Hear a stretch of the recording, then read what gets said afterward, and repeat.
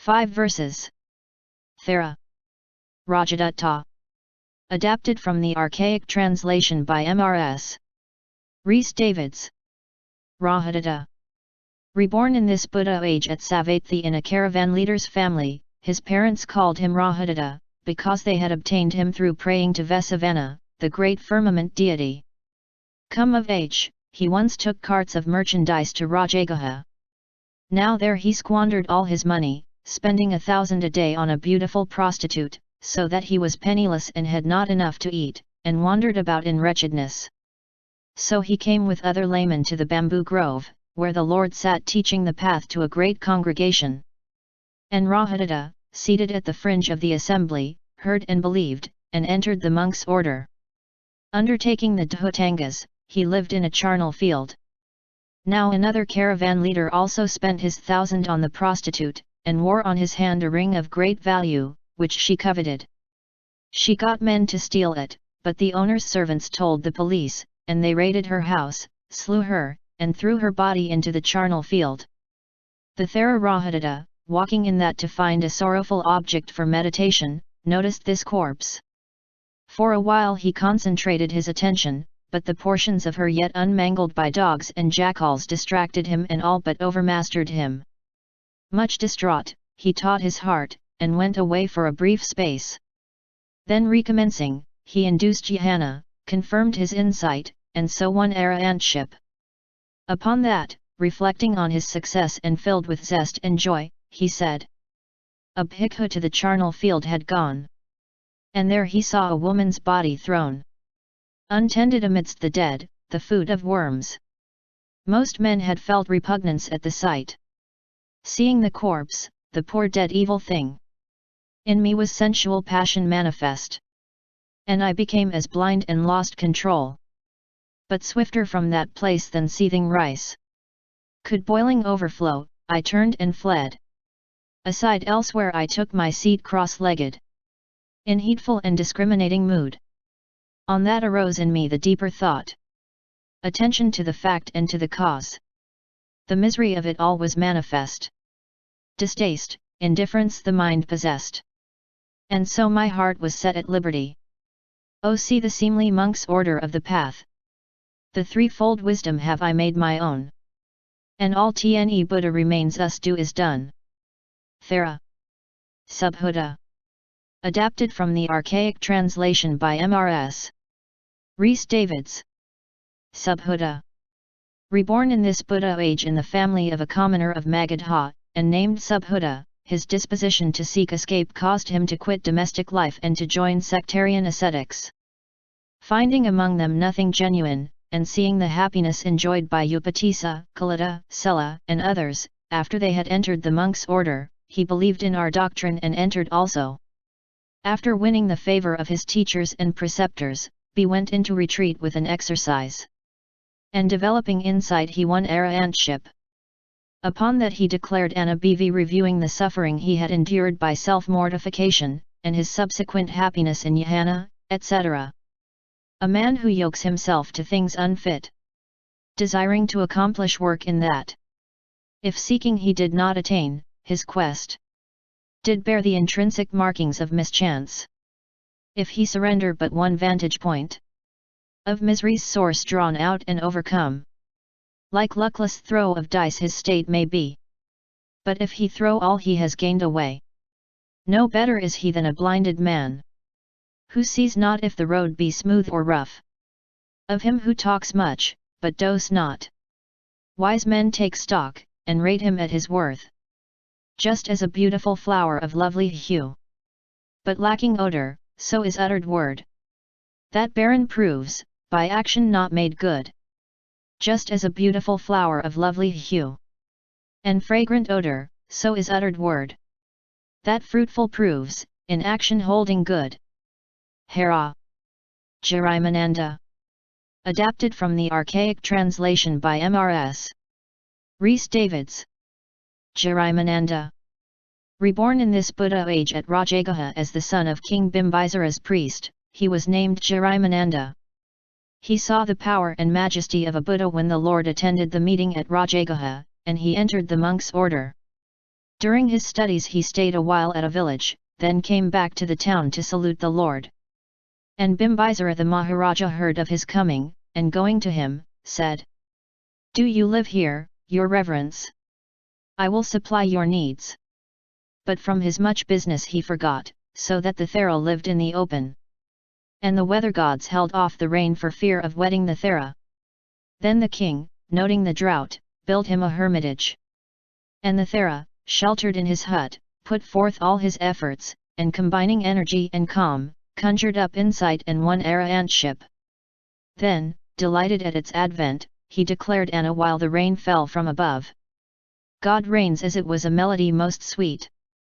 Snug is my little hut, sheltered, well-roofed. In that I live, my heart serene and calm. Now an it please you to reign, God, reign. God reigns as it was a melody most sweet. Snug is my little hut, sheltered, well-roofed. In that I live, and peace within my heart. Now, etc. In that I live, all passion cleaned away. In that I live, all hatred cleaned away. In that I live, all error cleaned away. Now an it please you to reign, God, reign. Thera. Simna. Adapted from the archaic translation by Mrs. Rhys Davids. Simna. Reborn in this Buddha age in the family of a commoner of Kosala, and named Simna, he grew up in happy circumstances. His mother's brother became an arahant, living in the forest, and when Simna came of age, this uncle initiated him into monkhood, giving him exercises on ethical conduct. Finally, when the 4 jhanas and 5-fold abhina were acquired, the Thera showed him the way of insight, so that he soon acquired arahantship. And when he went to his uncle and was asked concerning his success, he thus made declaration: "That which my teacher wished that I should know. In doctrines good, and of his kindness taught. To me who longed for the ambrosial. That now, even the task prescribed, is done. Yes, won and realized is the path. Even for my own, not learnt as such and such. Pure wisdom is mine, dispelled is every doubt. Let me stand near to you and testify. I know the where and when of former lives. And clearly shines the divine eye. The good supreme, arahantship, have I won, and what the Buddha remains us do is done. Well have I learned, who used all diligence. The method and the training in your rule. For all the intoxicants are cleaned away. Now comes never more the life renewed. Noble your cult and you have guided me. Compassionate, it is you have favored me. Your teachings have not proved inept. Once an apprentice, now am I adept. Thera. Vada. Adapted from the archaic translation by Mrs. Rhys Davids. Vad. Reborn in this Buddha age at the city of Bharukacha in a commoner's clan, and named Vaha, he grew up in due course. Now his mother, distressed at the continuity of rebirth and death, entrusted her son to her family, and entered the monk's order among the bhikkhunis. She thereafter won arahantship. Her son, too, entered the monk's order under Theravada, and learning the Buddha word, became learned and eloquent in preaching. And one day, feeling the responsibility of office, he thought, I will go alone and see my mother, nor put on my dress. So he went to the bhikkhunis' quarters. His mother, seeing him, rebuked him. Why are you come here alone and without your dress?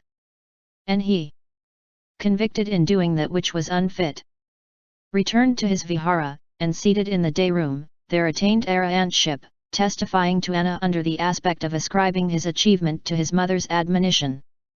Oh well, in truth my mother used the goad. I marked her word, and by my parent taught.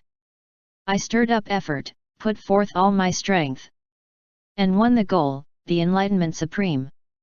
Arahant am I, meet for men's offerings. Thrice wise, the ambrosial vision I see. Conquered is Namusai and all his host, and now I live from now on sane and immune. Yes, the intoxicants that once were there, within, without me, are extracted clean. Nothing did remain nor may they reappear. Lo! Wise and ripe in grace the sister was. Who spoke this word of hidden good to me? For you now even as for me, my son. No jungle of the mind did bar the way. A final barrier is made to sorrow. Last mortal frame is this, to which belongs the way world without end of birth and death. Nor ever comes more rebirth for you. Nerañjarā of River. Adapted from the archaic translation by Mrs. Rhys. Kassapa of the River. Reborn in this Buddha age in a clan of Magadha Brahmins, as the brother of Uruveḻa-Kassapa, high religious inclination made him dislike domestic life, and he became an ascetic. With ascetics he carried on a hermit's life on the banks of the river Nerañjarā, and thus he became known, by his habit and the name of his clan, as Kassapa of the River. Now how the Exalted One initiated him into monkhood and his company by the summons, "Come, bhikkhu," is recorded in the Khandaka. He was confirmed in arahantship by the Exalted One's sermon on burning. Thereafter, reflecting on his achievement, he declared aññā by way of expressing his rooting out of error. Oh, truly for my good it was that he, the Buddha, came to the Nerañjarā, whose doctrine hearing, I renounced wrong views. The celebrant in many a sacrifice. I fostered sacred fire, oblations made. These be the pure and holy rites. I think. O blind and average person that I was, errant in wilderness of heresies, by their contagion dazed and led astray, I deemed that pure religion which was false. And blinded was I, shiftless, ignorant.